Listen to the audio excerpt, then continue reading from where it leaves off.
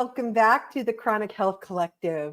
We're here with Amanda Beth Johnson. And Amanda, we were just talking about the discomfort of looking at that big pile in the garage that you know you need to clean out and feeling like, what if I don't like? How can we shift that into maybe, what if I do like what's coming?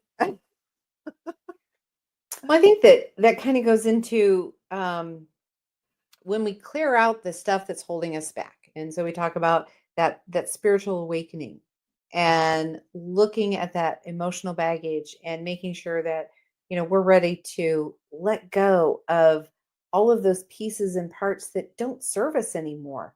That's huge to be able to let go of it. And sometimes we need a guide to help us decide what's important, what's not important, and to keep us on track. To really, when I meet with clients, we look at it. What do you think is holding you back? Where do you want to be? What does it look like to you? And then we make a game plan as to how we're going to follow that. So there's a lot of things you can do in preparing yourself to tackle that big pile in the garage. Some of those are like breaking it down into bite-sized pieces. Mm-hmm. What does it look like? And if it's not something that's a physical thing, I'm a list maker. I have lots of pieces of paper and I need to stop doing that because then I find my lists and I compile my lists and I go through and I make new lists and everything.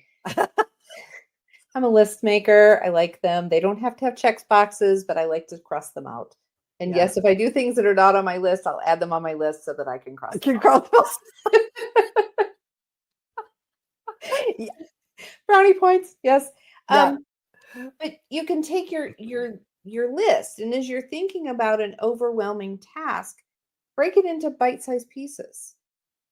If we're talking specifically about the pile in the garage, well, first of all, you need to assume how much time it's going to take.